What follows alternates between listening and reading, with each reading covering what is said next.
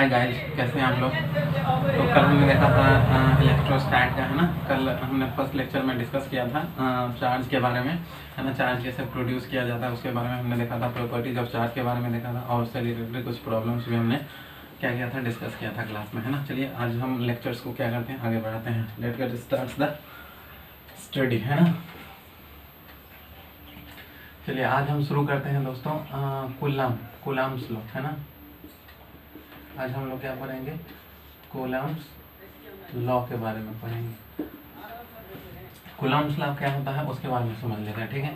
तो ध्यान दीजिए, यहाँ पे कूलम्ब्स लॉ को समझाने से पहले मैं थोड़ा सा आपको बता दूं कि ये लॉ जो है वो किसके द्वारा, कूलम्ब साइंटिस्ट का नाम था, है ना। तो उन्हीं के थ्रू ये लॉ प्रपोज किया गया था, Coulomb's law.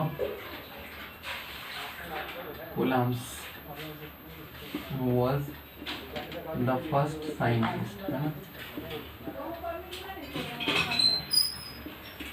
was the first scientist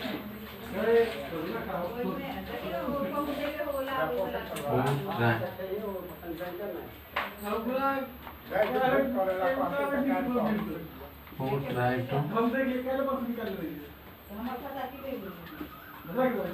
find out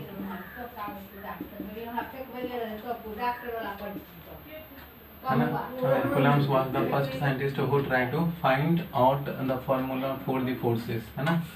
formula for the forces acts between two charged particles, है ना दोस्तों। किसके बारे में हम बात करेंगे, टू चार्ज पार्टिकल के बारे में बात करेंगे।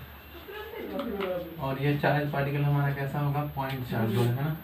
2 पॉइंट चार्ज पार्टिकल लिख लीजिएगा आप लोग, 2 पॉइंट चार्ज पार्टिकल, है ना। तो कूलम्ब ऐसे पहले साइंटिस्ट रहे हैं जिन्होंने 2 पॉइंट चार्ज पार्टिकल के बीच लगने वाले फोर्स के बारे में हम लोगों को बताया था, है ना। जैसे देखिए यहाँ पे हम 2 पॉइंट चार्ज क्या करते हैं, कंसीडर कर लेते हैं दोस्तों, है ना। सेपरेशन इनके बीच मान लेते हैं कितना है, R है। आप समझ सकते हैं, यहाँ पे समझ लीजिए, यहाँ पे हमने ये पॉइंट ए ले लिया, यहाँ पे B ले लिया, ठीक है। अगर ये सेम नेचर का चार्ज होगा, यहाँ पे हमने Q1 रखा और यहाँ पे हमने क्या रखा दोस्तों, Q2 रखा, है ना। चार्ज है यहाँ पे Q1 Q2। यहाँ पे आप देख सकते हैं कि अगर ये फोर्स ऑफ रिपल्सन होगा, है ना, तो अब फोर्स ऑफ रिपल्सन होगा तो ये क्या होगा, दूर जाना चाहेगा, है ना। और यदि देखिए यहीं पे मैं क्या करूँ कि इनको R सेपरेशन पे ही रखूँ, है ना। और अगर अपोजिट नेचर का हुआ है ना दोस्तों, ये Q1 और ये क्या है आपका Q2, then in that case क्या होगा, फोर्स ऑफ एट्रैक्शन होगा। क्या होगा दोस्तों, फोर्स ऑफ एट्रैक्शन होगा। समझ रहे हैं आप लोग बात को, है ना। यहाँ पे क्या हो जाएगा, फोर्स ऑफ रिपल्सन, और यहाँ पे फोर्स ऑफ एट्रैक्शन हो जाएगा। अगर सेम नेचर का होगा तो क्या हो जाएगा दोस्तों, रिपल्सन, और अगर अपोजिट नेचर का होगा तो क्या हो जाएगा, अट्रैक्शन। चलिए अब हम लोग क्या करते हैं, इसी को समझते हैं। तो यहाँ पे देखिए अकॉर्डिंग टू कूलम्ब्स, है ना। अगर हम कूलम्ब्स के अकॉर्डिंग बात करें तो उनका स्टेटमेंट था, जो फोर्स लगता है ना, 2 चार्ज पार्टिकल के बीच जो फोर्स लगता है, the force acts between 2 charge particle, 2 charge particle, है ना। मैं बार बार बोल रहा हूँ, यहाँ पे पॉइंट चार्ज लिखिए, the force act between 2 point charge particle, 2 charge particle is directly proportional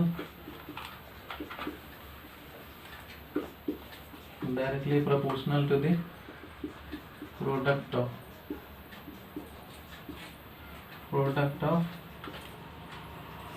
the magnitude of charge, है ना। दैट इज, कहने का मतलब क्या हुआ दोस्तों कि अगर ये फोर्स इन दोनों के बीच मान लीजिए फोर्स ऐसे हमने F लिखा है, तो F क्या हो जाएगा, इस Q1 और Q2 के प्रोडक्ट के क्या होगा दोस्तों, डायरेक्टली प्रोपोर्शनल होगा। और अगर मैं बात करूं सेकेंड लॉ, 2 लॉ इन्होंने बताया था, है ना, कूलम्ब्स ने। एक तो हो गया कि मैग्नीट्यूड को लेकर के, और दूसरा देख लीजिए मैग्नीट्यूड ऑफ चार्ज, और दूसरा उन्होंने क्या बताया था, द फोर्स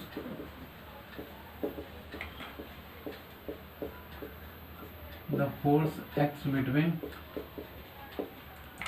2 charge particle, है ना दोस्तों, 2 चार्ज पार्टिकल इज इनवर्सली, क्या होगा दोस्तों, इनवर्सली, है ना, inversely proportional, inversely proportional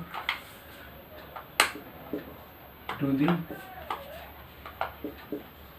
square, है ना दोस्तों, क्या हो जाएगा, square of the distance between them. आप सेपरेशन भी लिख सकते हैं, डिस्टेंस बिटवीन देम। तो ध्यान दीजिए दोस्तों, यहाँ पे जैसे फोर्स कितना लग रहा है, आर, एफ लग रहा है ना, और दोनों के बीच जो डिस्टेंस है, दो चार्ज पार्टिकल के बीच डिस्टेंस कितना है दोस्तों, आर है। तो आर स्क्वायर के क्या हो जाएगा, इनवर्सली प्रोपोर्शनल हो जाएगा। और इस तरीके से अगर मैं दोनों को रिलेट करूँ तो क्या हो जाएगा दोस्तों, from equation first and second से अगर की बात मैं करूँ तो एफ डायरेक्टली प्रोपोर्शनल हो जाएगा Q1 इंटू Q2 और इनवर्सली प्रोपोर्शनल हो जाएगा किसके, आर स्क्वायर के, है ना। अब इसी प्रोपोर्शनलिटी कांस्टेंट को जब मैं क्या करूँगा, प्रोपोर्शनलिटी साइन को हटाऊंगा, है ना, तो उस केस में हमको एक प्रोपोर्शनलिटी कांस्टेंट लेना पड़ेगा। और मैं मान लेता हूँ यहाँ पे कितना है दोस्तों, K है। इस तरीके से एफ बराबर कितना हो जाएगा, फॉर्मूला दोस्तों K Q1 Q2 बाई में आर स्क्वायर, है ना। कितना हो जाएगा दोस्तों, K Q1 Q2 बाई में आर स्क्वायर हो जाएगा, ठीक है। अब देखिए हम क्या करते हैं, इनको दोनों सिस्टम्स में समझने की कोशिश करते हैं। सबसे पहले यहाँ पे देख लीजिए, है ना, सबसे पहले हम बात करते हैं किसकी, इसी का इन CGS सिस्टम में देख लेते हैं, है ना दोस्तों। CGS सिस्टम में अगर मैं बात करूँ इस फोर्स के बारे में तो कितना हो जाएगा, इन CGS सिस्टम। तो CGS सिस्टम में क्या होता है दोस्तों कि इस K का वैल्यू जो होता है वो कितना होता है, 1 होता है। कितना होता है दोस्तों, CGS सिस्टम में K का वैल्यू 1 होता है, और K का वैल्यू 1 होगा, then F is equals to कितना हो जाएगा, Q1 Q2 बाई में आर स्क्वायर हो जाएगा। तो CGS सिस्टम में अगर आपसे फोर्स का वैल्यू निकालने के लिए कहे तो याद रखिएगा इस फॉर्मूले का इस्तेमाल कीजिएगा, है ना। और SI सिस्टम की अगर बात करेगा तो SI सिस्टम में क्या होगा दोस्तों, थोड़ा सा इनका वैल्यू बदलेगा, इस K का वैल्यू, और वो कितना आएगा उस पर हम बात करते हैं। आप इसको क्या करते हैं, आप इसका स्क्रीनशॉट ले सकते हैं, है ना। तब तक मैं क्या करूँगा, इसको जल्दी से आप इसका स्क्रीनशॉट ले लीजिए। मैं इसे इसके बाद क्या करूँगा, मिटाऊंगा, और आगे जो है मैं इसी K का वैल्यू जो है इन SI सिस्टम में देखूंगा कि कितना आता है, ठीक है।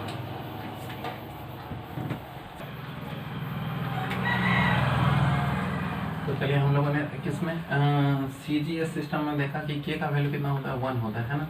मैं बात करता हूँ किसमें, SI सिस्टम में। अगर मैं SI सिस्टम में निकालना चाहूँ इस प्रोपोर्शनलिटी कांस्टेंट का वैल्यू तो कितना हो जाएगा दोस्तों, देख लेते हैं। तो ध्यान दीजिएगा यहाँ पे SI सिस्टम में अगर मैं चार्ज की बात करूँ, है ना, तो SI सिस्टम में Q1 और Q2 दोनों का SI में क्या होता है दोस्तों, कूलम होता है ना। तो इस तरीके से 1 कूलम हो जाएगा, और R का वैल्यू कितना हो जाएगा दोस्तों, 1 मीटर हो जाएगा SI सिस्टम में, है ना। तो इस तरीके से मैं अगर F निकालता हूँ तो F बराबर कितना हो जाएगा, K Q1 Q2 बाई में आर स्क्वायर, है ना दोस्तों। तो कितना हो जाएगा K, और ये कितना 1 कूलम, ये भी 1 कूलम बाई में कितना हो जाएगा दोस्तों, 1 का स्क्वायर। तो इस तरीके से कितना हो जाएगा, लगभग K हो जाएगा। तो हमने क्या देखा, इस F का वैल्यू किसके बराबर आता है दोस्तों, K के बराबर आता है ना। इसको हमें क्या मान लेता हूँ, इक्वेशन फर्स्ट मान लेता हूँ, है ना। चलिए आगे देखा, इसी को हम देखिए दोस्तों, इन CGS सिस्टम की अगर मैं बात करूं तो यहाँ पे इसी Q1 और Q2 का वैल्यू कितना हो जाएगा दोस्तों, याद कीजिए मैंने आपको पढ़ाया था 1 कूलम बराबर कितना होता है, 3 × 10⁹ ESU, है ना। आपको याद होगा CGS सिस्टम में चार्ज का यूनिट ESU होता है। तो यहाँ पे कितना हो जाएगा, 3 × 10⁹ कितना 9 ESU हो जाएगा, है ना दोस्तों। और R जो है यहाँ पे 1 मीटर इक्वल्स टू जानते हैं हम लोग कितना होता है दोस्तों, 100 सेंटीमीटर होता है। तो इस तरीके से मैं F निकालूँ तो F बराबर मैं अभी आपको बताऊँ कितना होता है, Q1 Q2 और बारे में कितना होता है दोस्तों, आर स्क्वायर। तो इस तरीके से Q1 का वैल्यू कितना, 3 × 10⁹ 3 × 10⁻⁹ में कितना हो जाएगा दोस्तों, 9 बाय में कितना, आर स्क्वायर। तो आर का वैल्यू कितना है दोस्तों, 100, है ना। इसका होल स्क्वायर हो जाएगा, तो 3 3 जा कितना हो जाएगा बताइए, यहाँ पे 9 इंटू यहाँ पे कितना 9 और 9 मिल करके कितना हो जाएगा, 18 हो जाएगा। और इसका मैं स्क्वायर करूँ तो कितना हो जाएगा, 10,000। इस तरीके से देखिए इसका वैल्यू कितना, 40 है, तो ये ऊपर जाएगा, 18 में से ये 4 माइनस हो जाएगा, तो कितना बचेगा, 14 बचेगा, है ना। लेकिन ये जो हमारा यूनिट आया दोस्तों F का, वो किस में आएगा, डाइन में आएगा, क्योंकि CGS सिस्टम में फोर्स का जो यूनिट होता है वो कितना होता है, डाइन होता है ना। बट वी हैव बट आप लोग जानते हैं कि 1 न्यूटन का जो वैल्यू होता है वो कितना होता है दोस्तों, या मैं यूँ कह लूँ कि 1 डाइन का जो वैल्यू होता है वो कितना होता है 10⁻⁵ न्यूटन होता है। कितना होता है दोस्तों 10⁵ न्यूटन। इस तरीके से हमारा कितना है फोर्स का वैल्यू 14 है ना। इतना डाइन, अगर इतना का वैल्यू पुट करूँ तो ये कितना हो जाएगा 10⁻⁵ इंटू 9 इंटू कितना हो जाएगा दोस्तों 10⁻14 न्यूटन है ना। तो देखिए इसको जब सॉल्व करेंगे आप तो 9 इंटू 10 कितना हो जाएगा 9 न्यूटन हो जाएगा है ना। क्या हो जाएगा दोस्तों 9 न्यूटन हो जाएगा। और इस तरीके से देखिए आप हमने क्या कर लिया, इस फोर्स का वैल्यू है ना, एफ का वैल्यू निकाल लिया। इतना किसका वैल्यू आया दोस्तों, एफ का वैल्यू आया है। तो एफ का वैल्यू अब मैं क्या करूँगा, ये है ना, ये डाइन है तो इसको देखिए 10, एफ का वैल्यू कितना आ गया हमको। इस एफ का वैल्यू में अगर इसमें बात करूँ ऐसा यूनिट में तो कितना है दोस्तों 9 इंटू 10 में कितना 9 है ना। इसको मैं क्या करूँगा पुट कर दूंगा किसमें, इक्वेशन फर्स्ट में, फ्रॉम इक्वेशन फर्स्ट। जब मैं इक्वेशन फर्स्ट में इसको पुट करूँगा तो कितना हो जाएगा दोस्तों 9 इंटू 10⁹ किसके बराबर आ जाएगा के है ना। या फिर मैं ऐसे भी लिख सकता हूँ 9 इंटू 10⁹ ये किसका वैल्यू हो जाएगा दोस्तों, के का वैल्यू हो जाएगा। और इस तरीके से क्या करें, अगर हम फार्मूला को देखें तो हमारा फार्मूला क्या हो जाएगा ऐसा इस सिस्टम में, F = इस तरीके से मैं लिख सकता हूँ 9 इंटू 10⁹ और इंटू Q1 Q2 बाई में कितना हो जाएगा R²। तो ये हमारा मतलब क्या होगा, फोर्स होगा जो किसमें अप्लाई होगा, किसमें अप्लाई होगा दोस्तों, किसमें अप्लाई होगा, SI सिस्टम में अप्लाई होगा। ठीक है, तो ये याद रखिएगा, ये किसमें अप्लाई होगा, SI सिस्टम में अप्लाई होगा। ठीक है, तो हम लोगों ने क्या देखा कि के का वैल्यू यहाँ पे देख लीजिए, हमें यहाँ पे समझा दूँ कि के का वैल्यू जो है ना, ये 9 इंटू 10⁻, कितना दोस्तों 9 जो है वो किसके बराबर हो जाएगा, के बराबर हो जाएगा। किसके बराबर हो जाएगा दोस्तों, के। और इसी का वैल्यू जो होता है वो और कितना के बराबर होता है दोस्तों 4πε0 के बराबर होता है। किसके बराबर होता है दोस्तों 4πε0 के बराबर होता है। तो ये भी याद रखिएगा है ना। यहाँ तक आपको मतलब क्लियर हो गया होगा, आप समझ गए होंगे इस बात को। फिर देखिए यहाँ पे एक चीज़ और भी मैं बता दूँ कि अगर मैं बात करता हूँ किसके बारे में, यूनिट के बारे में है ना, यूनिट ऑफ के बारे में दोस्तों मैं बात करूं तो के का यूनिट कितना हो जाएगा, यहाँ पे आप देख सकते हैं के बराबर, अगर आप निकालना चाहें है ना यहाँ से भी आप निकाल सकते हैं। देखिए के का वैल्यू अगर आप निकालना चाहें तो के बराबर हो जाएगा आपका फोर्स इंटू R² बाय में कितना हो जाएगा दोस्तों Q1 इंटू Q2 हो जाएगा। तो इस तरीके से अपनी यूनिट लिखना चाहें तो एफ का यूनिट क्या हो जाता है दोस्तों न्यूटन, और R² का क्या हो जाएगा मीटर स्क्वायर, और इसका क्या हो जाएगा दोस्तों कूलम स्क्वायर है ना। तो इस तरीके से आप के का वैल्यू देख सकते हैं है ना, इतना हो जाएगा। तो के को अगर मैं लिखूँ इस चैप्टर में तो कितना हो जाएगा 9 इंटू 10⁹ और कितना हो जाएगा दोस्तों मीटर स्क्वायर पर कूलम स्क्वायर हो जाएगा है ना। क्या हो जाएगा दोस्तों पर कूलम स्क्वायर हो जाएगा। तो यहाँ तक कोई आपको प्रॉब्लम नहीं होनी चाहिए, आप इसको लिख सकते हैं। ठीक है, इसको नोट कीजिए जल्दी ताकि मैं आगे बढ़ सकूं। चलिए तो आगे देख लीजिए। दूसरा हम बात करते हैं डायमेंशनल फार्मूला के बारे में है ना दोस्तों। डायमेंशनल फार्मूला ऑफ के की बात करें है ना दोस्तों। अगर के डायमेंशनल फार्मूला की अगर मैं बात करूं तो कितना हो जाएगा, आप देख सकते हैं यहाँ पे देखिए न्यूटन क्या है दोस्तों, न्यूटन है। न्यूटन का अगर मैं डायमेंशनल फार्मूला लिखूँ तो आप लोगों को पता होगा न्यूटन का होता है mL/T-2 है ना दोस्तों। दूसरा जो है वो है हमारा क्या मीटर, तो मीटर का L² होता है, L के पावर 2 होता है ना। और नीचे में बात करूँ तो वो क्या है हमारा, नीचे में देख लीजिए कूलम स्क्वायर है। तो कूलम Q बराबर क्या होता है दोस्तों IT है ना। क्या होता है IT, तो I का क्या होता है एम्पियर, और टाइम का क्या होता है दोस्तों T है ना। टाइम का क्या, सॉरी यहाँ पे हम करंट को I से दिखाते हैं है ना दोस्तों। तो यहाँ पे क्या स्क्वायर है तो इसका भी क्या हो जाएगा स्क्वायर हो जाएगा। इस तरीके से मैं इसको रिप्रेजेंट करूँगा तो कितना हो जाएगा ML, यहाँ पे 2 है यहाँ पे 1 है तो 3 हो जाएगा, और T ऊपर जाएगा दोस्तों तो कितना हो जाएगा 2 यहाँ पे है और यहाँ पे -2 है, ऊपर जाएगा तो -4 हो जाएगा। और I देखिए दोस्तों I के पावर कितना 2 है, ऊपर जाएगा तो -2 हो जाएगा। तो इस तरीके से ये हमारा क्या हो गया दोस्तों, इसका डायमेंशनल फार्मूला हो गया। ठीक है, फिर हम आगे बात करते हैं इसी में। देखें इसी फोर्स को देखें तो इस तरीके से फोर्स का वैल्यू जो है वो हमारा क्या क्या हो गया, मैं लिख लेता हूँ सबको इकट्ठा लिख देता हूँ यहाँ पे। एफ का वैल्यू क्या क्या आया है दोस्तों, देखिए पहले इसमें जो है देखिए एफ का वैल्यू जो है वो कितना आया है, कितना आया था के Q1 Q2 बाई में आर स्क्वायर है ना दोस्तों। आप इतना लिख सकते हैं, ये सीधी सिस्टम की हम बात कर रहे हैं, या इसी को हम कितना लिख सकते हैं दोस्तों, ऐसा ही सिस्टम। और इसी एफ का वैल्यू जो है और कितना 9 इंटू 10 टू द पावर कितना 9 और Q1 Q2 बाय में कितना होता है आर स्क्वायर, आप ऐसे भी लिख सकते हैं है ना। और इसी और देखिए आप और मैं बात करूँ तो इसको हम और कैसे लिख सकते हैं, इसी एफ का वैल्यू जो होता है हमने बताया आपको ये किसके बराबर होता है 1/4 पर एप्सिलॉन नॉट के बराबर होता है ना। Q1 Q2 बाय में कितना हो जाएगा दोस्तों आर स्क्वायर हो जाएगा। तो इस तरीके से ये कितना हो जाएगा देख सकते हैं आप, कितना हो जाएगा दोस्तों, कितना हो जाएगा 1/4 पर एप्सिलॉन नॉट आर कितना Q1 Q2 बाय में आर स्क्वायर। यहाँ भी मैं आपको समझा दूँ, यहाँ भी आप देख सकते हैं, देखिए यहीं पे मैं लिख देता हूँ वेयर है ना।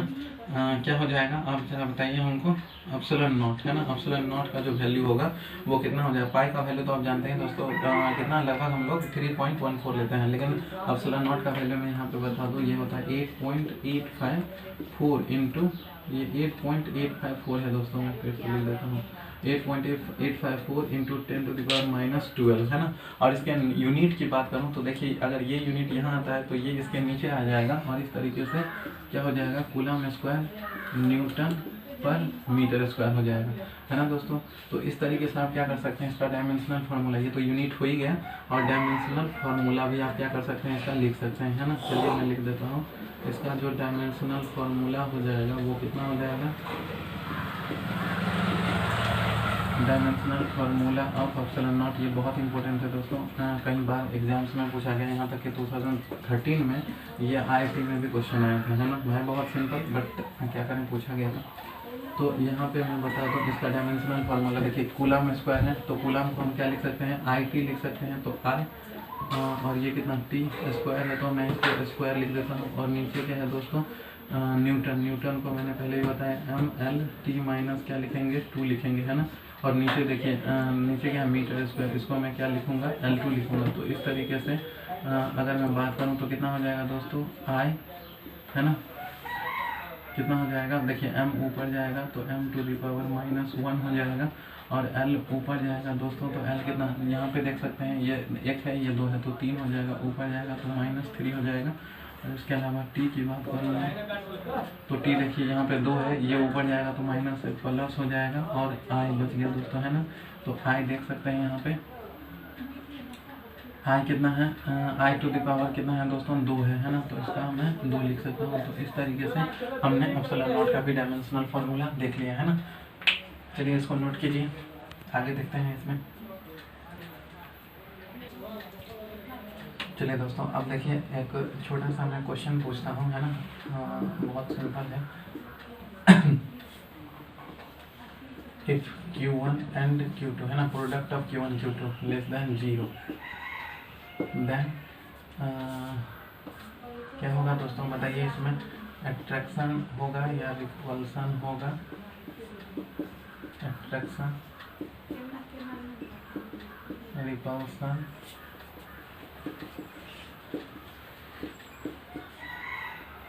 या दोनों होगा या फिर नॉन ऑफ दीज की बात आएगी यहाँ पे, ठीक है। तो चलिए यहाँ पे हम देख लेते हैं क्या होता है यहाँ पे। फोर्स इंच है ना, चलिए इसको सॉल्व करते हैं ना। तो देखिए यहाँ पे मैं बता दूँ इसको जब मैं सॉल्व करूँगा तो क्या है product of Q1 Q2 is less than 0 है ना। दो चीज़ का प्रोडक्ट है मतलब Q1 Q2 2 4 4 दोनों का प्रोडक्ट जो है वो क्या है लेस देन 0 है। तो मैं यहाँ पे अगर कंडीशन अप्लाई करूँ, है ना, इफ अगर मेरा Q1 0 से छोटा हो जाता है।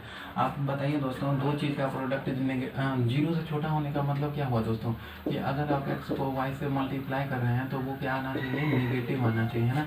तो नेगेटिव तभी आ सकता है ना जब एक प्लस हो और दूसरा क्या हो दोस्तों, माइनस हो, या एक माइनस हो दूसरा प्लस हो, है ना दोस्तों। तभी क्या हो सकता है, रिजल्ट नेगेटिव आ सकता है ना।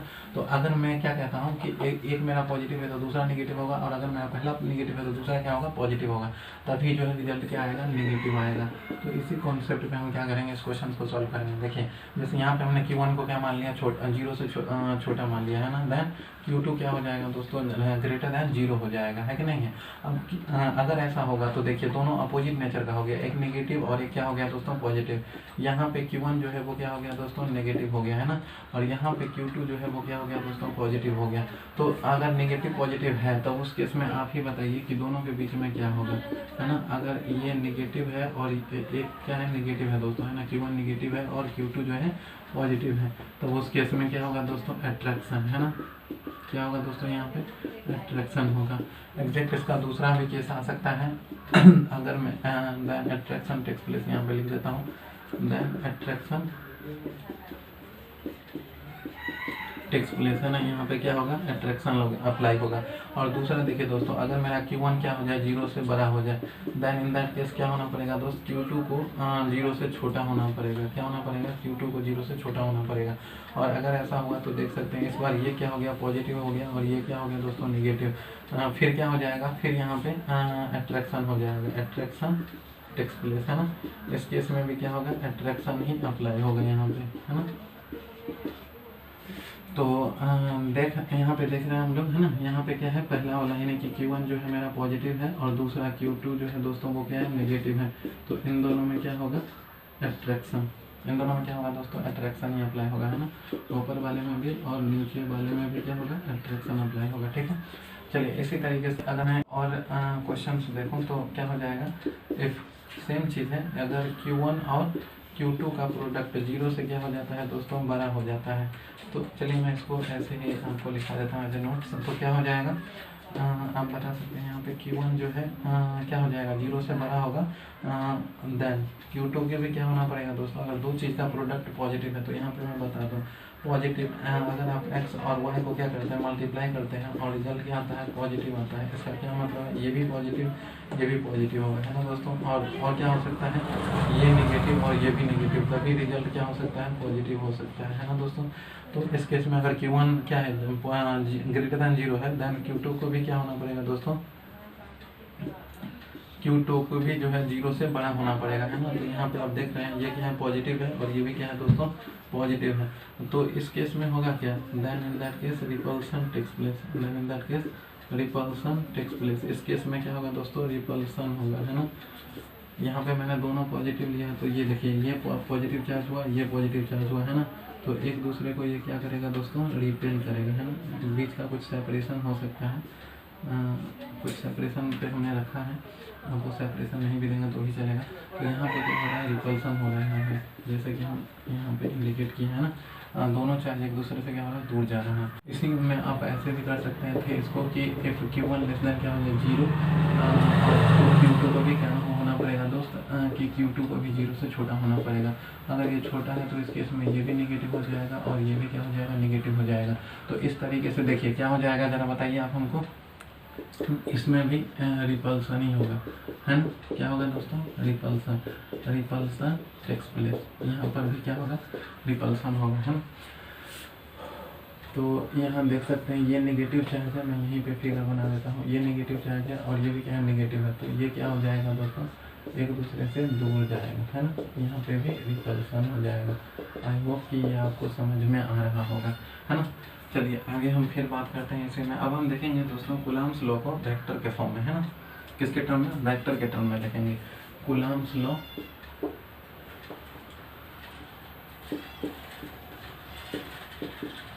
कूलम्ब्स लॉ इन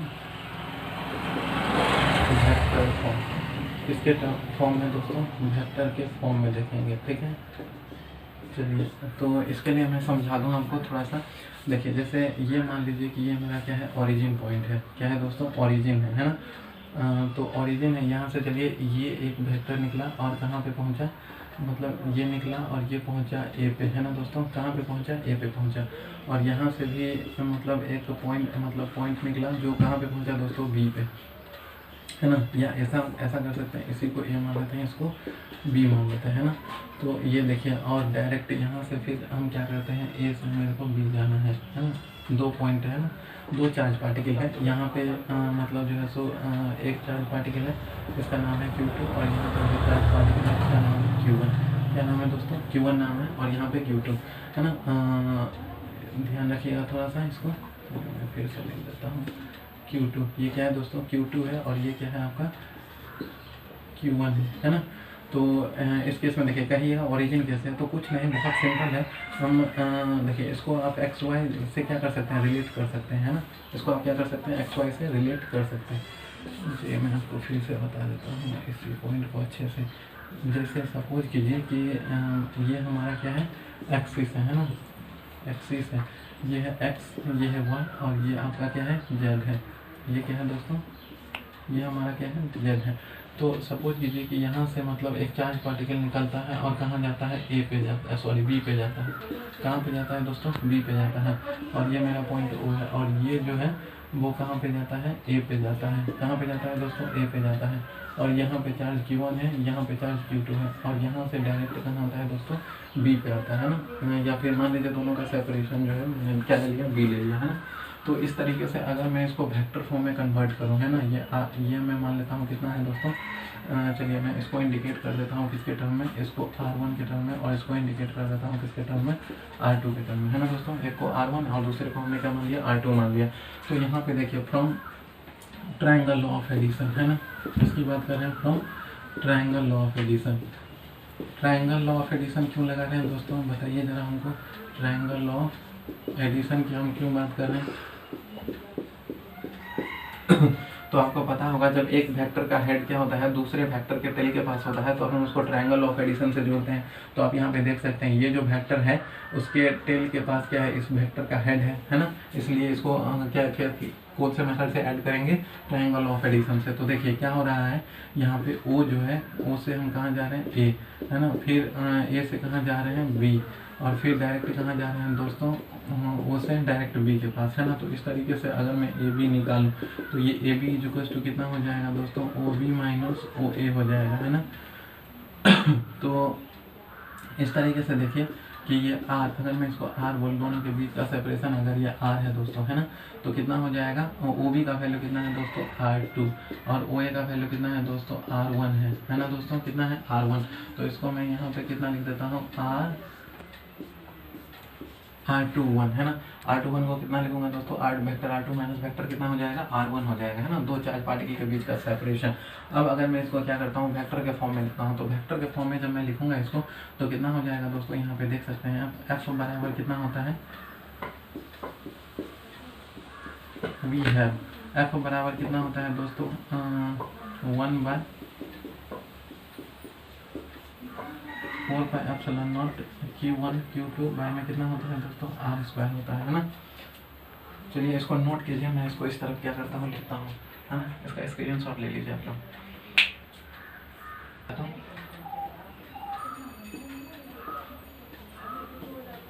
तो यहाँ पे देखिए F का वैल्यू अगर मैं लिखूँ,